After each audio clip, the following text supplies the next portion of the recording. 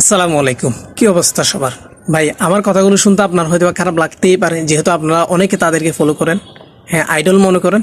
But কিছু করার নাই। 2-3 দিন ধরে একটা বিষয় খুব ভালোভাবে লক্ষ্য করলাম এবং দু একটা পোস্টও দেখলাম যে বাংলাদেশে কন্টেন্ট ক্রিয়েটরদের কোনো অভাব নাই। এই বাংলাদেশে মানবতার ফেরিওয়ালারও কোনো অভাব নাই, মোটিভেশন দিয়ে যে ওরকম লোকদের কোনো অভাব নাই, এমনকি মেসেজ ড্রপকারেরও কোনো অভাব নাই। ঠিক আছে, আজকে যে সাধারণ শিক্ষার্থীরা তাদের অধিকারটা ফিরিয়ে পাবার জন্য যে শত শত স্টুডেন্টরা রক্ত ঝরাচ্ছে, কই তাদের পাশে তো কাউকে আসতে দেখলাম না।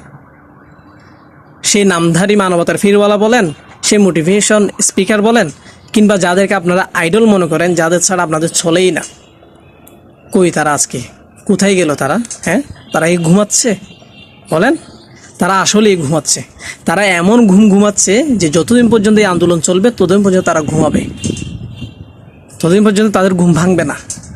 কই কাউকে তো দেখলাম না যে আমরা তোমাদের পাশে আছি, তোমরা তোমাদের আন্দোলনটা চালিয়ে যাও, এরকম কথা বলতে কাউকে দেখলাম না।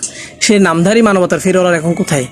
হ্যাঁ, কিছু হতে না হতে ক্যামেরার সামনে এসে ম্যা করে, কই তারা এখন কোথায় গেল? অনেকে মোটিভেশন দেয় অনেকভাবে ছাত্রীদের উদ্দেশ্যে, কোথায় গেল তারা?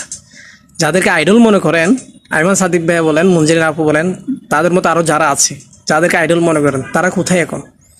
বলেন, তারা সবাই যদি সম্মিলিতভাবে এসে যদি বলতো যে আমরা তোমাদের পাশে আছি, তোমরা তোমাদের আন্দোলনটা চালিয়ে যাও, যতদিন পর্যন্ত তোমাদের আন্দোলনটা সাকসেস হবে না ততদিন পর্যন্ত চালিয়ে যাও, আমরা তোমাদের পাশে আছি, জাস্ট এই কথাটা যদি বলতো, তাহলে আমরা সাধারণ ছাত্রছাত্রীরা যারা আছে তারা অনেকটা উৎসাহ পাইতো। কই এই একটা কথা তো বলার মতো কাউকে দেখলাম না। গুটি কয়েকজন ছাড়া কেউ নাই, সবাই স্বার্থপর। আসলে যে সামনে এগিয়ে সাধারণ ছাত্রছাত্রীদের পাশে থাকবে ওইরকম কেউ নাই। আসলে সবাই স্বার্থপর, সবাই নিজের স্বার্থটা দেখে। কারণ এখন বললে তো তাদের পেটে আর ভাত থাকবে না, তাদের চাকরি তো আর থাকবে না, তাই না? আসলে বাংলাদেশে অসম্ভব বলতে কিছু নেই। দেখলেন না যে কোকাকোলা তাদের যে বাংলাদেশে আর বিনিয়োগ করবে না, কারণ তাদের চাহিদা নেই। বাংলাদেশের লোকজন, সাধারণ লোকজন সেই কোকাকোলাকে বয়কট করছে। বাংলাদেশ অসম্ভব বলতে কিছু আছে? সবই সম্ভব। তাহলে কেন আপনারা সাধারণ শিক্ষার্থীদের পাশে আসছেন না? কেন এসে বলতেছেন না যে আমরা তোমাদের পাশে আছি? আমরাই কোনো ভুল করছি?